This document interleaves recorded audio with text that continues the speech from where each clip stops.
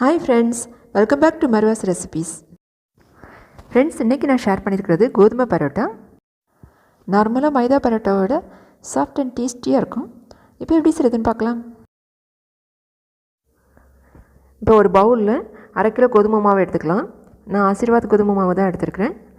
அதில் தேவையான அளவு சால்ட்டு, 1 டீஸ்பூன் சுகர், அப்புறமா 1 டீஸ்பூன் கீ ஆட் பண்ணிவிட்டு நல்லா கலந்து விட்டுடலாம்.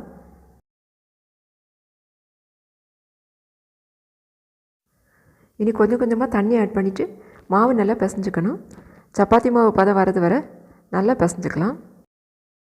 மாவு நல்லா சாஃப்டாக இருந்தால் தான் பரோட்டா நிறைய லேயர்ஸோட நல்லா சாஃப்டாக இருக்கும். ஸோ கிச்சன் டாப்புக்கு மாட்டிட்டு இந்த மாதிரி ஸ்ட்ரெச் பண்ணி 10 நிமிஷம் பிசைஞ்சுக்கலாம். பாருங்கள், மாவு இப்போ நல்லா சாஃப்டாக ரெடி ஆகிடுச்சு. ஒரு பவுலில் ஆயில் அப்ளை பண்ணிக்கலாம். இனி மாவு ட்ரை ஆகாமல் இருக்கிறதுக்காக 1 ஸ்பூன் ஆயில் விட்டுட்டு எல்லா இடம் அப்ளை பண்ணிக்கணும். இனி நல்லா கவர் பண்ணிவிட்டு 1 ஹவர் நல்லா ஊற விட்டுடலாம். இப்போ 1 ஹவர் கழிஞ்சிருச்சு. ஓப்பன் பண்ணி பார்க்கலாம். மாவு நல்லா ஊறி முதல்ல விட இப்போ நல்லா சாஃப்டாக இருக்குது. மாவு நல்லா ஊறி சாஃப்டாக தான் இருக்குது. நான் லைட்டாக உருட்டிட்டு பீசஸாக கட் பண்ணி எடுத்துக்கலாம்.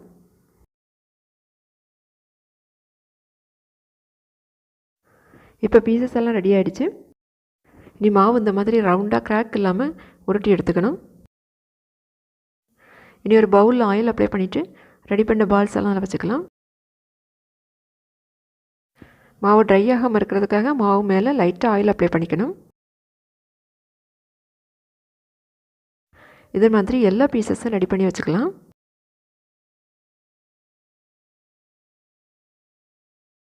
இனி ஒரு கிளாத் வச்சு நல்லா கவர் பண்ணிவிட்டு 10 மினிட்ஸ் நல்லா ஊற விட்டுக்கணும். 10 மினிட்ஸ் ஆகிடுச்சு. நீ ஓப்பன் பண்ணி நிறுத்திக்கலாம். இனி கிச்சன் டாப்பில் நல்லா ஆயில் அப்ளை பண்ணிக்கணும். இப்போ மாவு எடுத்து கிச்சன் டாப்பில் வச்சுட்டு உள்ளங்கை வச்சு நல்லா ப்ரெஸ் பண்ணி விடணும். அது மாவு நல்லா ஊறி இருக்கிறதுனால லைட்டாக ப்ரெஸ் பண்ணாலே நல்லா அழகாக நிறந்து வந்துடும். இல்லை எவ்வளோ தின்ன முடியுமோ அந்த அளவுக்கு நிறுத்திக்கலாம். லைட்டாக கிழிஞ்சிருந்தால் கூட பரவாயில்ல, அதை நம்ம மடக்கி வைக்கும்போது சரியாயிடும். இப்போ நல்லா நைஸாக நிறுத்தியாச்சு. இனி ஃபோல்டு பண்ணி எடுத்துக்கலாம். பாருங்கள், இந்த மாதிரி ஃபோல்டு பண்ணணும். எண்டு எடுத்துகிட்டு முன்னால் கொண்டு வரணும். திருப்பி இந்த மாதிரி மடக்கி வச்சுக்கணும். சாரியில் ஃப்ளீட் எடுப்போம்ல, அந்த மாதிரி ஃபோல்டு பண்ணிக்கணும். ஃபுல்லும் இந்த மாதிரி ஃபோல்டு பண்ணி எடுத்துக்கணும்.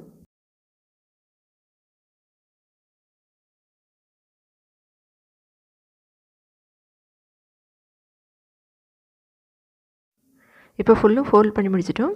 இப்போ ஒரு எண்டி எடுத்து நடுவில் வச்சுட்டு அதை சுற்றி இப்போ பரோட்டாக்கு மாவு சுற்றுவோம்ல, அது மாதிரி இப்படியே சுற்றி விட்டுறணும். சுற்றும் போது இந்த ஃபோல்ஸ் எல்லாம் மேலே வர மாதிரி பார்த்து சுற்றி விடணும்.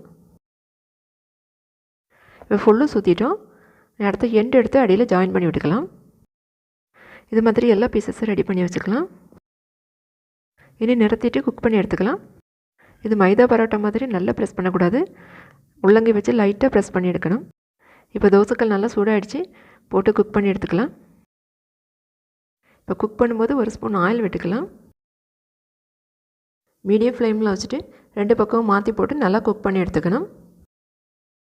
இப்போ நல்லா குக் ஆகிடுச்சு. பிளேட்டுக்கு ட்ரான்ஸ்ஃபர் பண்ணிக்கலாம்.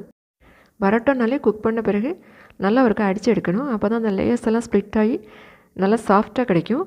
இது கோதுமை பரோட்டா, நல்லா லைட்டாக ப்ரெஸ் பண்ணி எடுக்கணும். நல்லா ப்ரெஸ் பண்ணால் பொடிஞ்சு வந்துடும். ஃப்ரெண்ட்ஸ், ஹெல்த்தியாக அண்ட் டேஸ்டியான கோதுமை பரோட்டா ரெடி. ஃப்ரெண்ட்ஸ், நீங்களும் ட்ரை பண்ணி பாருங்கள். பிடிச்சிருந்தால் லைக் பண்ணுங்கள். தேங்க்யூ.